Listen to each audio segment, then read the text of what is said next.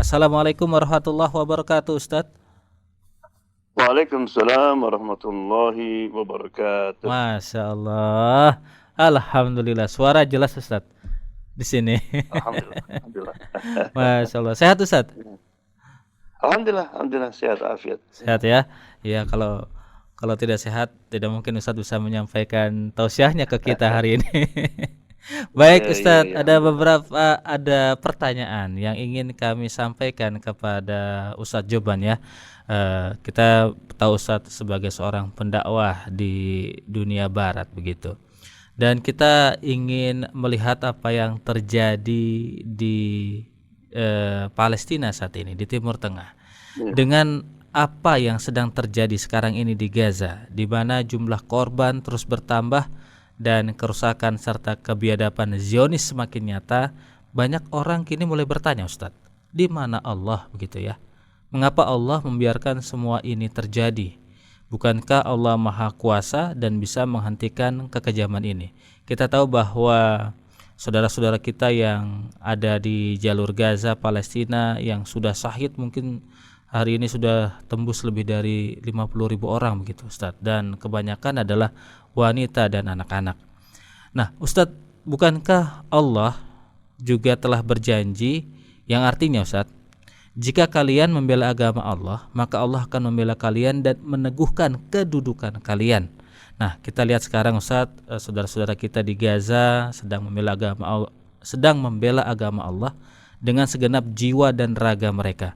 Namun, mengapa seolah-olah mereka belum mendapatkan pertolongan dari Allah begitu? Tolong Ustadz mungkin bisa dijelaskan bagaimana kita memahami hal ini dalam kacamata iman dan Islam. Tafadhol Ustadz. Masya Allah, pertanyaan bagus sekali. Bismillahirrahmanirrahim. Alhamdulillahirrahmanirrahim. Wassalatu wassalamu ala sayyidina Muhammad wa ala alihi washabihi ajmain, amma ba'du. Memang betul. Di sini juga banyak di Amerika anak-anak muda yang sering bertanya seperti itu ya. Padahal kalau kita lihat di surat Muhammad ayat 7, Allah berfirman, Ya ayyuhalladzina amanu in tansurullaha yansurkum wa yutsabbit aqdamakum. Wahai orang-orang beriman, jika kamu membela Allah, maka Allah akan membelamu. Allah berikan kemenangan kepada kamu dan akan meneguhkan ya, pendirianmu, keteguhanmu. Ya. Kalau kita melihat secara umum, ini seolah-olah bertolak belakang memang. Ini sudah setahun lebih sampai sekarang, mana janji Allah itu? Right? Tapi kalau kita perhatikan apa yang terjadi di sana, misalnya kehebatan orang-orang Qassam, Brigade Qassam, kehebatan para pejuang di sana, kita akan mendapatkan jawaban bahwa sebetulnya sekarang ini Allah sudah memberikan tanda-tanda kemenangan itu. Yaitu dengan kata-kata terakhir di ayat tadi, wa yutsabbit aqdamakum. Allah meneguhkan kaki mereka, meneguhkan pendirian mereka. Jadi dengan mereka sampai sekarang masih bertahan, tidak menyerah, tidak mengangkat bendera putih, itu sebenarnya suatu kemenangan. Jadi ukuran kemenangan dalam Quran itu bahasa awalnya tadi as-sabat. As-sabat artinya dia tetap, tidak goyah. Tidak goyah dengan iming-iming, tidak goyah dengan kehebatan kebrutalan mereka. Nah, itu sudah kemenangan. Dan juga bagi kita satu ujian sekarang ini. Apa kita juga seperti mereka? Nah, ini banyak tidak. Kita sudah lemah sekarang. Yang dulu ke jalan demonstrasi kita protes, banyak yang tidak lagi. Kayak sudah nggak care lagi. Ya, itu satu. Yang kedua, kenapa Allah membiarkan ini terjadi? Sebetulnya pertanyaan itu jangan diajukan kepada Allah Subhanahu wa taala. Karena apa yang terjadi itu semuanya dilakukan oleh tangan manusia, bukan Allah Subhanahu wa taala. Right? Dan Allah Subhanahu wa taala tidak menghendaki kenistaan, kesengsaraan manusia di dunia ini. Dan juga Allah SWT, kita yakin Allah itu adalah alimun, maha mengetahui, hakimun, maha bijaksana. Berarti apa yang terjadi di Gaza ini atas pengetahuan Allah SWT, atas ilmu Allah SWT, atas izin Allah SWT. Dan juga ada hikmatnya yang kita belum tahu sampai sekarang. Nah, yang jelas Allah ingin menunjukkan bahwa orang-orang Gaza ini adalah spesial. Karena Allah itu berjanji, la yukallifullahu nafsan illa wus'aha. Allah tidak akan membebani manusia siapapun, nafsan, ya, di luar kemampuannya. Jadi berarti Allah tidak adil kalau seseorang diuji tidak sesuai dengan kemampuannya. Itu janji Allah Subhanahu wa taala. Allah mengetahui bahwa keimanan orang Gaza, kesabaran orang Gaza itu jauh lebih tinggi daripada kita. Yeah. Kalau enggak, Allah tidak akan ngasih kepada mereka. Right?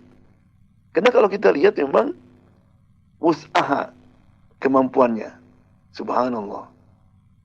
Orang Inggris, orang Amerika bilang kan, is incredible, luar biasa.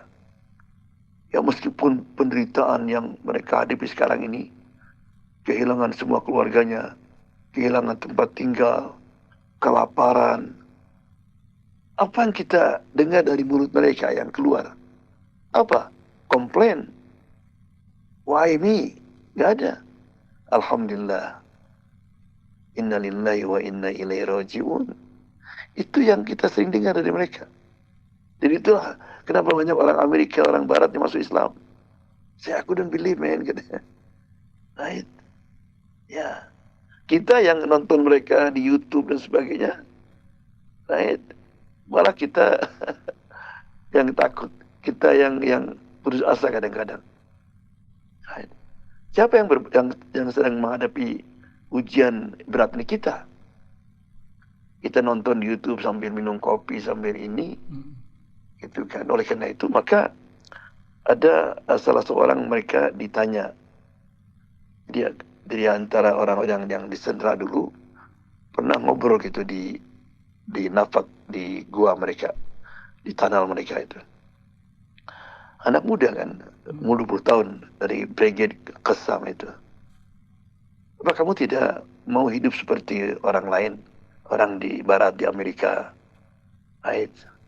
Mereka menikmati restoran, makan di restoran, pergi ke pantai, istirahat, main bola, apa saja gitu. Kenapa kamu sekarang tinggal di dalam sini, gelap dan sebagainya? Itu kan, kamu tidak ingin hidup seperti mereka? Dia senyum, dia bilang, kita ini punya tujuan hidup. Tujuan hidup kita ini Allah menciptakan bukan untuk bersenang-senang di dunia. Bukan tidak boleh. Boleh kita bersenang-senang. Tapi itu bukan tujuan utama hidup. Kalau itu tujuan utama hidup, maka yang berhak untuk bersenang-senang adalah para nabi, para aulia, para sholihin. Tapi Allah mengatakan, wa ma khalaqtul jinna wal insa illa liya'budun. Aku tidak ciptakan jin dan manusia kecuali untuk menyembah. Dan di antara penyembahan yang sebenarnya adalah ketika kita mampu untuk membela orang yang lemah, untuk membela tanah air, membela agama kita. Right? Ya. Kebahagiaan bagi kami adalah apabila kami bisa hidup dengan mulia, bukan terhina. Hidup bisa melawan orang-orang yang biadab, yang jahat seperti orang Zionis ini. Dan itu kebahagiaan yang sebenarnya sebetulnya. Oleh karena itu kita lihat orang-orang Qassam ini nggak pernah mereka lari. Beberapa hari yang lalu mereka di suatu rumah dikepung, Malah musuhnya yang berterbirit-birit mendengar tembakan dari dia, sendirian dia. Right? Subhanallah. Jadi dan kita yakin bahwa kita punya selalu husnudzan sama Allah SWT. Right? Dan apa yang terjadi kepada kami ini di Quran Allah sudah menceritakan banyak sekali. Right? Seperti Ashabul Ukhdud. Right? Qutila ashabul ukhdud an-nari dzatil waqud. Right?